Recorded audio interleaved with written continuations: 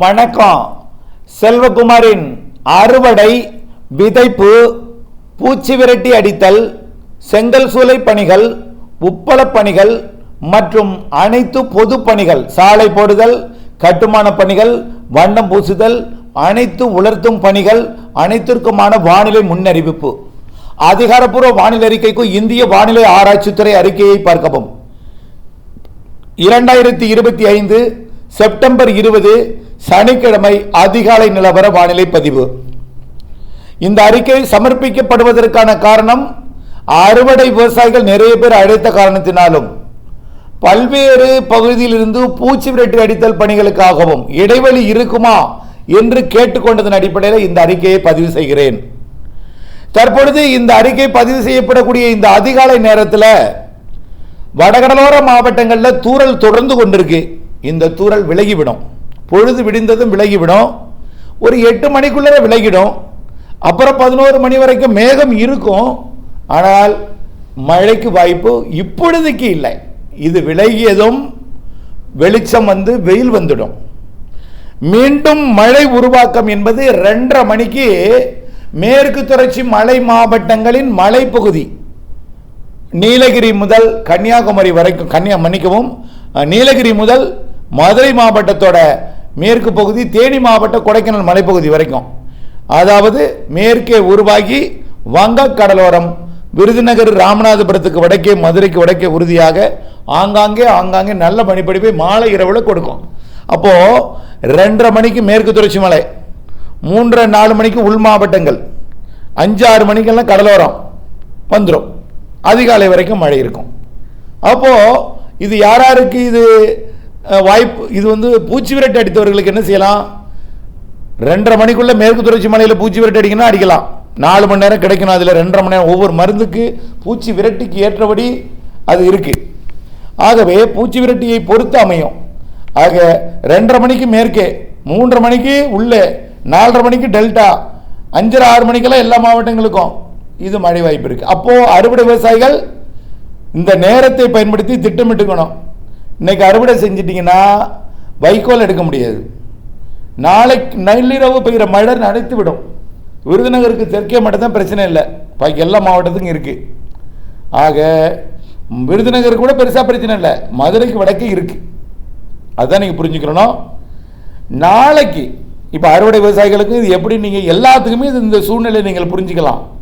உப்பளத்துக்கு புரிஞ்சுக்கலாம். நள்ளிரவில் உப்பளத்துக்கு, வேதாரணத்துக்கு மழை இருக்கு, மரக்காணத்துக்கு மழை இருக்கு, பழவேற்காட்டுக்கு மழை இருக்கு, தூத்துக்குடிக்கு மட்டும் மழை இல்லை. ரைட். செங்கல் சூளைக்கு, கயத்தாருக்கு மட்டும் மழை இல்லை, பாக்கி எங்க பார்த்தாலும் மழை இருக்கு. சரி, அடுத்தது நாளைக்கு கயத்தாறு கூட மிரட்டும் வானிலை இருக்கு. அனைத்து மாவட்டங்களுக்கும் 23ஆம் தேதி வரை இருக்கு, தென் மாவட்டங்கள் தவிர்த்து. 24ஆம் தேதி டெல்டா கடலோரம், வடகடலோரம், வடவுள் மாவட்ட பகுதிகளில் 24ஆம் தேதியும் இருக்கும். அப்போ 24ஆம் தேதி வரைக்கும் அறுவடை செய்யறது சவால். பூச்சி விரட்டி அடிக்கலாம். தினசரி மாலை தான் மழை, அதிகாலையில் மேகமூட்டம் இருக்கும், ராத்திரி பெஞ்ச மழை. அந்த இரவு பெய்த மழை அதிகாலையில் களைஞ்சு கொண்டிருக்கும், அப்போ தூரல் கொடுத்து கொண்டிருக்கும் கடலோரத்தில். அது விலகிட்டுனா மீண்டும் மாலை தான் மழை.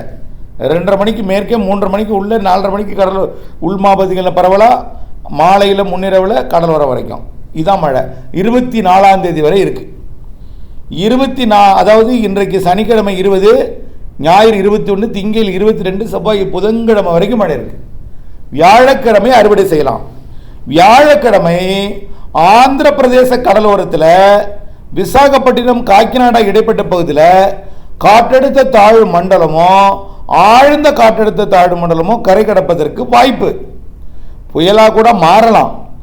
இது சாதாரண ஒரு நிகழ்வாக, சாதாரண புயல் நிகழ்வாக, அதிக மழை தரும் நிகழ்வாக ஆந்திர பிரதேசம், ஒடிசா கடந்து தெலுங்கானா வழியா மகாராஷ்டிரா போய், குஜராத் போய், பருவமழை பின்வாங்கிய இடத்தின் வழியாக பாகிஸ்தான் போகுது. அப்ப அதிக நீராவியை கொண்டு வந்து ஏற்ற காரணத்தினால அதிக வெப்பமடைந்த காற்று வரும் என்பதனால குளிர்காற்றையும் மழை காற்றாக மாற்ற போகுது. குளிரையும் மழையாக மாற்றும் நம்ம அறிக்கையில் சொல்லியிருக்கிறோம். அதே போல பாகிஸ்தான் வரைக்கும் போகுது. எங்கே வந்து பாகிஸ்தான் இருக்குது? குஜராத், மகாராஷ்டிராவோட கோவா எல்லையோரம் வந்து மும்பை வந்து குஜராத் போய் பாகிஸ்தான் போகுது. அப்போ என்ன இதுலேருந்து என்ன நீங்கள் புரிஞ்சுக்கணும்னா, 24ஆம் தேதி வரைக்கும் எல்லா மாவட்டம் மழை இருக்குது. 25லேருந்து நீங்கள் அறுவடை பண்ணலாம். பூச்சி விரட்டி நீங்கள் பகல் அடிக்கலாம். மாலையில் மழை இருக்குது என்பதை நீங்கள் புரிஞ்சுக்கணும். மாலையில் மழை இருக்குது என்பதை புரிந்து கொள்ளணும். 25லேருந்து உங்களுக்கு அறுவடையை தொடக்கலாம். 4ஆம் தேதி வரைக்கும் இருக்குது மழை இல்லை. ஆனால் ஆந்திர பிரதேச காக்கிநாடா விசாகப்பட்டினம் இடைப்பட்ட நிகழ்வு தென்மேற்கு பருவக்காற்றை ஈர்க்கும் என்பதனால கன்னியாகுமரியில் மழை இருக்கும், குற்றாலத்தில் மழை இருக்கும். குற்றாலத்தில் சாரல் வரும். அப்புறம் தேனி, கொடைக்கானல் மலைப்பகுதி, வால்பாறை, நீலகிரி, அப்பாச்சி, கவுண்டர்மதி உள்ளிட்ட பொள்ளாச்சி உள்ளிட்ட பகுதிகள் மழை இருக்கும். சாரல் மழை முக்கோணம் வரைக்கும் 25, 26, 27, 28 வரைக்கும். 29, 30 பாகிஸ்தான் நோக்கி திரும்பிடும், குஜராத் நோக்கி திரும்பிடும் காத்து. அப்புறம் அடுத்த நிகழ்வு வர வரை இடைவெளி இருந்தாலும் காற்று திசை மாறி இருக்கிற காரணத்தினாலே வெப்பச்சலன இடிமழை பொழிவு மரங்களால் குளிர்விக்கப்பட்டு ஆங்காங்கே மழைப்பொழிவை கொடுக்கும். மாலை நேரத்தில் கிழக்கு காற்று சந்திப்பு ஏற்படுத்தி ஆங்காங்கே மழைப்பொழிவை கொடுக்கும். பெருமழை இல்லை. ஆக 29க்கு மேலே 30, 1, 2, 3 நாளில் மாலையில் ஆங்காங்கே மழை இருக்கும்.